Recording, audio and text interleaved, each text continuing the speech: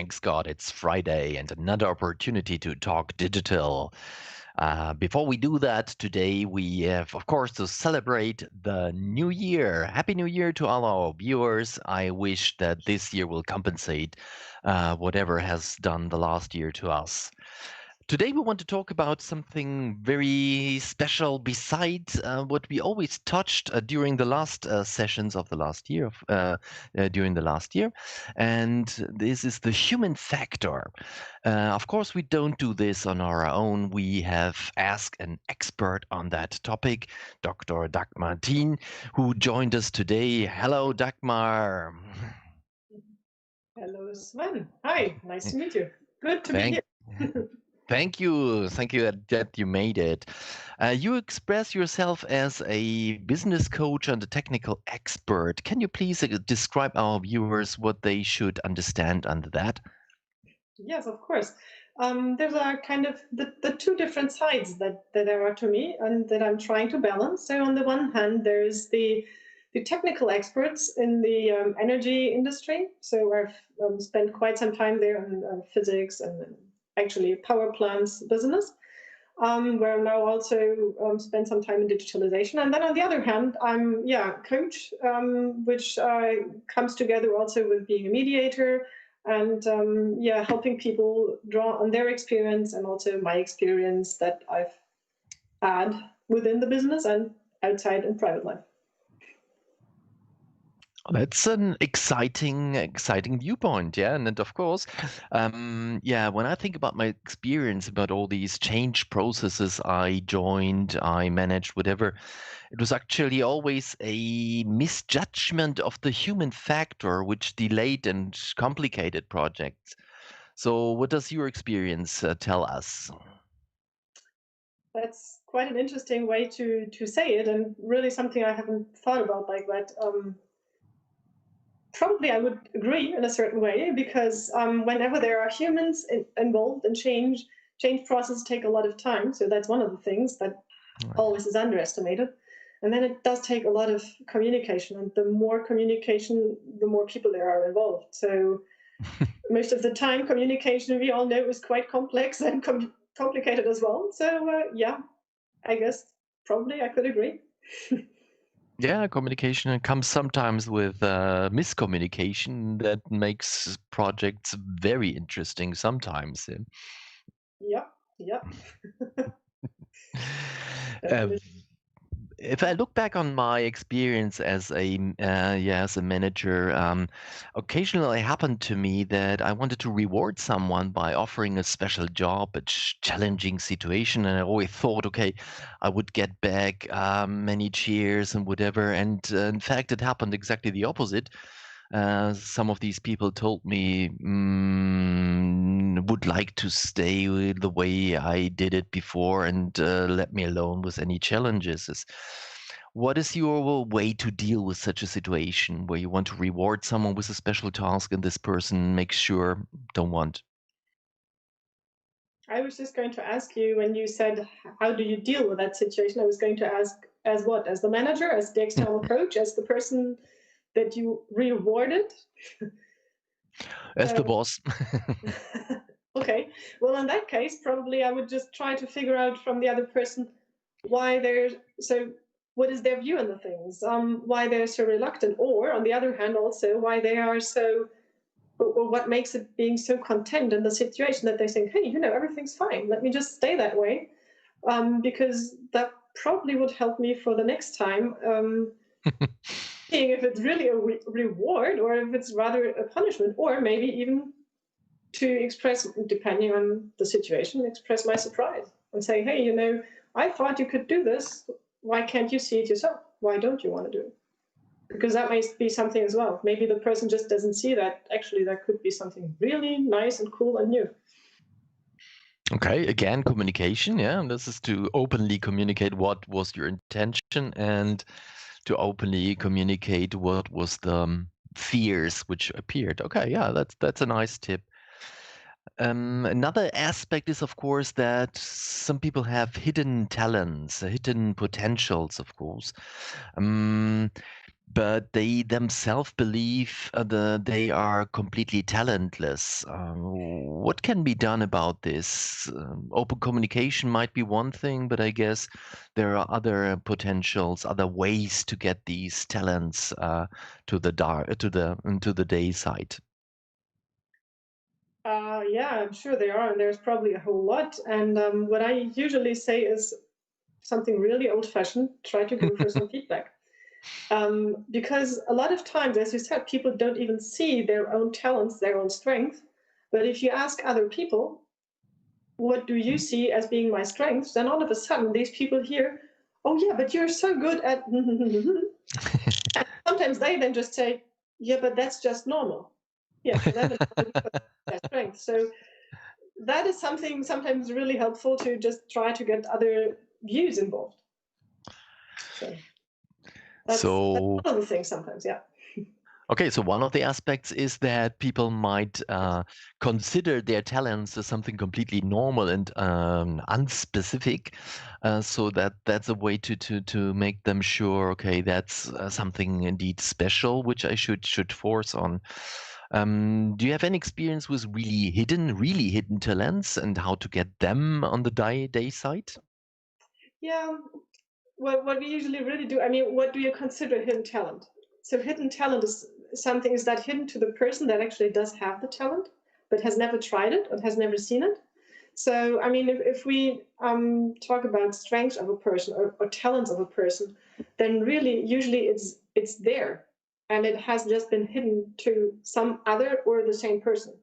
It's not like it's completely hidden and it's buried and nobody has ever noticed. Usually, so a lot of times, if you give people a chance to try something and they Hmm. are eager to try new things, you can find it.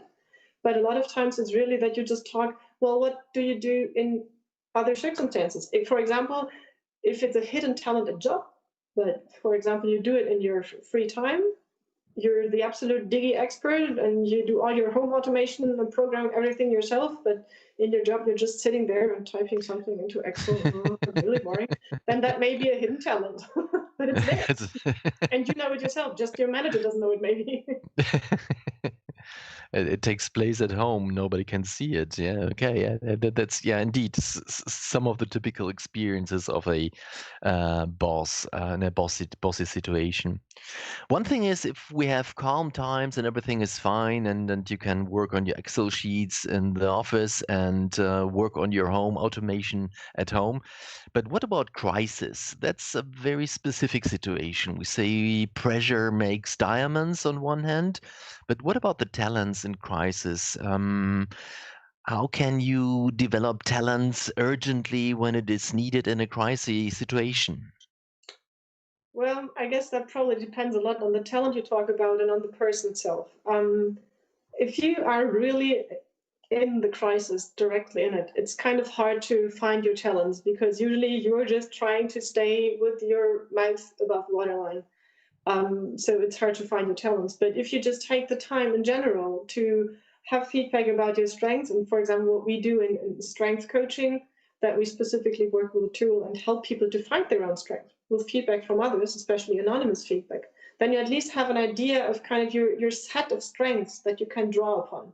And when you're then in a specific crisis, then you can actually take a look at what is actually now the main problem or the most urgent problem, and how can I tackle that, and which of my strengths can I actually use to get on top of that crisis and to lead my own life and the situation, as opposed to being hurried into something that I cannot control. So that's a call for kind of preventive action. Do I understand it correctly? It's usually really helpful because in the crisis itself, most of the time you just have to kind of find out, can I get back on the ground? Can I sort my thoughts? And can I really, may sound old fashioned again, just look at the facts that there are, sort them, and then take a look at what is the most urgent thing and then just go step by step. And there may be some really simple things and maybe some more complicated ones, but in that end, it's really just, even in a crisis, you can sit down, maybe even take somebody else to help you along and try to sort these things and what is the most urgent, what do I have to take a look at, and try to find. Most people can actually find their way out of a crisis, maybe need a bit of help, but they usually find their way if they get the sense of, okay, sit back, take a look at this thing, and analyze what's going on here. So that's a general suggestion, and to say, okay, even if a crisis, don't panic, drink a tea and carry on. That's yeah, very powerful people who suggested that way. What can a company do in a preventive context? Is it okay to sum up, to identify talents beforehand? But how can they organize it? Is this a systematical process which you lead through the whole company during peaceful times before the crisis comes, or Well, what is your suggestion for companies? yeah, I mean, anytime basically. We work with a tool which is called the Strength Compass, and that basically is really an anonymous feedback from others on your specific strengths, and you also put in kind of a self-assessment on your own strengths. And then you compare these, and there's a couple of very specific combinations, for example, that you may see. A lot of times people then say, wow, this is what other people see in my strengths. And oh, this is really the same as I see, or sometimes there's a lot of a difference. And then there are some very specific combinations that hint at, okay, this person would be perfect in a very detailed job, maybe in an R&D area, or this combination of strengths would be very good for somebody who wants to be open and in discussion with a lot of other people, maybe in a sales environment, or rather in a person that likes to decide and make clear communication and presentations that could rather go towards the typical management kind of career. So these kind of things, I mean, we work with this kind of tool, and we usually try to do it in groups. I mean, you can either do it just as one person, or you can do it within teams, where you then just say, okay, within the team, are all of the people that we have in the team in the right position based on the strengths? And then you can work even within the team and say, oh, I didn't even know you had that specific strength because that was hidden to me. But now that I know about it, well, maybe we can do it the other way around. And then because it's a hidden feedback, in hopefully not crisis time, people take a bit of a time to get Prevention. yeah, exactly, to give you that feedback, and you take it from different people. So not only your people, for this example, in your own team, but maybe your neighbors, your sports colleagues, or your friends that you do whatever else in your spare time. So you get a nice, broad and very differentiated image of your strengths. And that then helps even in crisis times when you know, oh, this person is very, very fact-based in their decision in their life, then that may be very helpful when you have a crisis. Then you rather go to these people to try to figure out, okay, what are the first things to do? What's the most urgent things to do? And then you have other people which are very good maybe in communication and being very empathetic. And then you know, okay, these are the ones that you may need to communicate to the others how to get through the system. So then you can really try to find for specific questions, for specific tasks, the right people according to their strengths. And that usually helps if people, I mean, it's always the same question, what do I do? Do I even encourage my strengths, or do I try to work and improve my weaknesses? So in the end, really what happens mostly is if you look at your strengths that you really have, and you work on these strengths and specifically look, okay, this is a strength that may help me work with this problem, and this is another strength that actually helps me to balance out so I don't overdo on this end. For example, maybe, well, you need to be very creative to solve a problem, but if you're an extremely creative person, you may find all kinds of ideas, but they just don't go with a specific one problem. But if you happen to be also focused, that may be quite helpful because you're very creative and you can use that strength of being focused to stay creative on that issue, for example. And that's what we usually work on with teams and try to find these very helpful strength combinations with people and teams. It sounds a bit like talent mining in your stuff. Is this the right picture from your viewpoint? Yeah, I mean, we're talking about staff, but yeah, Yeah, you could kind of see it that way. Talents, strength, that are very similar things. Yeah. I mean, I usually if you're a very good musician, you're quite talented in that area, so you would train a lot more on that end. But you maybe would not even, if you're, for example, a violin player, you might not think about starting a boxing career. Oh, well, it depends on my experience. Sometimes people are in good positions, not because they are qualified for that position, but because they are qualified on networking, for example. But that's a different story, I guess. Which can be helpful in one position, some positions as well. Oh, yes, definitely. Yeah, yeah, sure. This is Which is uh, a great strength. it's one of the most valuable talents, specifically when you're selling. But that's a different story, definitely. My question is more, let's say, a handy question for companies. Should they put some department together to do a workshop on that talent, or is your experience more that you should mix it with several department members from, or even several companies? What's the best result when you're on the way to mine some talents in your team? I guess it, as always, it depends. But Okay. I mean, Yeah. if you're looking at your team and you want to set up your team that you just have, then just work within that team. But if you're looking to maybe if you're considering a large change process somewhere within a company, then it may be quite helpful to look at these strength workshops within a team, for example, and work out within that team what would be best, and then may even come about that you find out, well, this person has strengths which would be much better used in other places. So even Okay. if you work for a if you work for a company, you could, for example, also look at there's something like a company compass, which you could also use to look at the specific values and strengths within your company, and then you could see, do these um, strengths of the people align with the companies? That's something you could do. But usually what I would prefer is really look at smaller teams, because then you can have a more detailed view at the people. You get feedback from within the team, from outside the team. You can arrange within the team and see, well, maybe for that person, it's better to look into a different area. And if you then, for example, look at this same thing in, let's say, a larger area of the company, 3, 5, 10, 20 teams, then you might even be able to say, well, now that we've looked at these strengths, we have kind of a pool of these strength compasses. We can even see, well, maybe here comes a project in a Mm. completely different area which needs these strengths, and then you could use the people there. Oh, that's an important aspect, of course. We are not talking about crisis only. Sometimes the opportunity makes it necessary to get some talents immediately on work. And a Yeah. crisis is also an opportunity as well. It's just kind of a thing, Oh, um, just a what is different look at the crisis. yeah, okay. From one, yeah, I can follow it. Yeah, it's a good viewpoint. Yeah, indeed.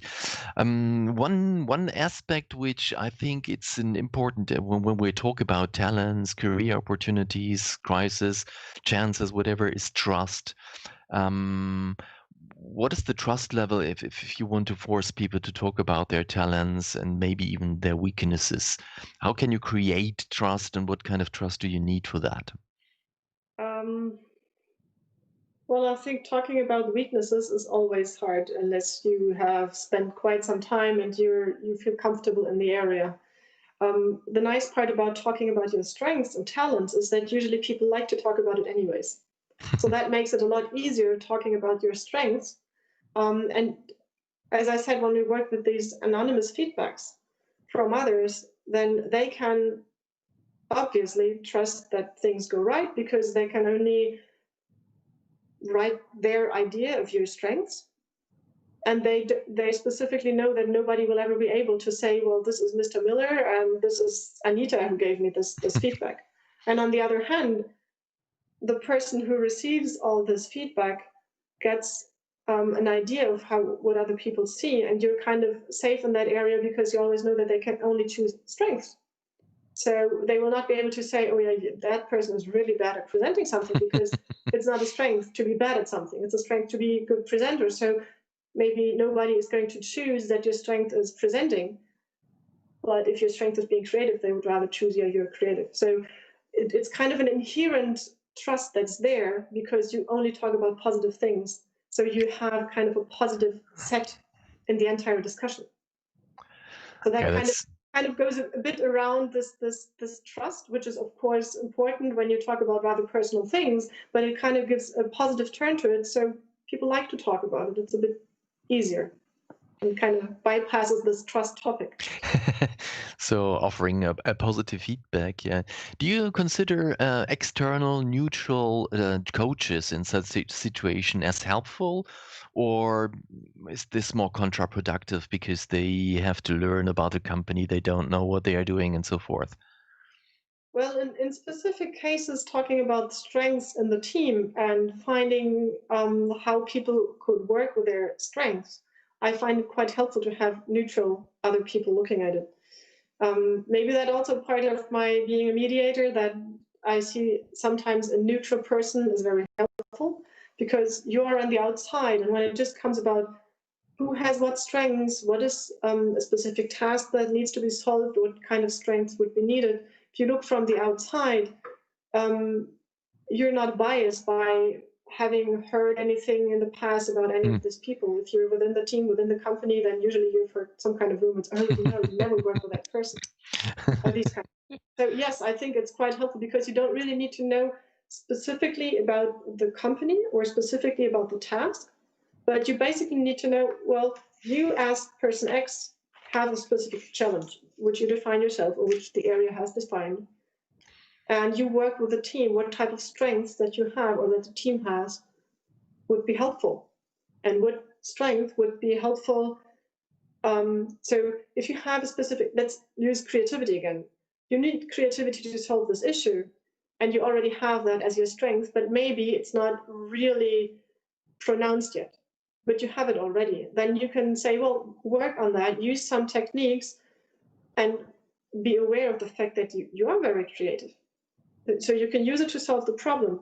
And then what other strengths, if you look at the strength compass of that person, would be helpful to not overdo, for example, deviate from the actual question, well, stay focused. That's good. And then you can look at the other strengths which are there, which are always there, which are very pronounced in the person, for example, to also look at the specific problem. And you work with a team and you find the solution in the team. So the external coach can just work with what you actually see there in the feedbacks, rather than with also an image of the person that has been in the mind from some experiences in the past. You mentioned several times the strength compass. It seems to me like as if this is a very powerful tool. Can you give a little brief description of what this, how this tool does work and how does it look like? Yeah, sure.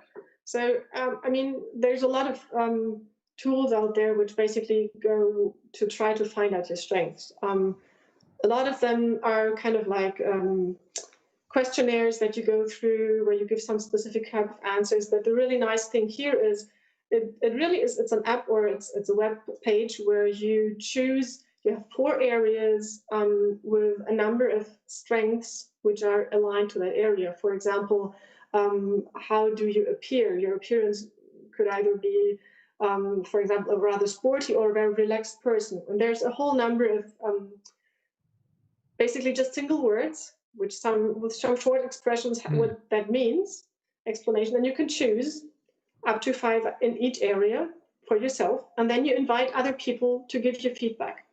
And that same thing. So usually just giving a feedback or putting in these choosing this strength takes, depending on how much time you want to invest, but you can do it within 10 to 15 minutes. So it's rather quickly done. And if you have a lot of people, you can group them. For example, say, this is my family, this is friends, this is colleagues. And then you get a set of these strengths back, and you get the most pronounced strengths that is shown in the end in the evaluation for each of these 4 areas. And so then you can work with this and see, okay, this is a very pronounced, or you have 2 or 3 very pronounced strengths in each of the areas. And what I think is really nice is that it uses the feedback from others, the anonymous feedback from others, and uses your own view, but it's really just more than your own view, because other people look at it as well, who have seen you in different areas, who have experienced you in different areas of life. And then you can see Are there specific combinations? The tool even actually shows some very specific or typical combinations which are good for specific types of tasks. And then once you have your own strength compass, which you can look at always, for example, if you have a new task to solve, then that's one thing. But then there's also an app that goes with it, where there's a couple of, let me say, typical workplace issues. For example, what do I do as a manager if I have to talk to a person about a critical topic? And then that chooses which of your strengths would be helpful and gives you some hints. So in that case, that is really nice, because then you can look at now I have this issue, what would be helpful? And you can use it actually right there and then. And one thing is learning something in theory, but the other thing is getting a hint to actually work on it, because then you can learn and improve on it. It helps you to reduce some uncertainty before you go into fight. Yeah, I guess that's an interesting tool, and I think it's a fascinating, obviously good idea to mine talents in your own team, preventive, and to use these kind of tools. Another question came up to my mind. I guess. Well, you're working in interesting fields, and I guess it's not a boring job you are doing. Precisely, I know it's not a boring job that you're doing. How did you collect this kind of knowledge?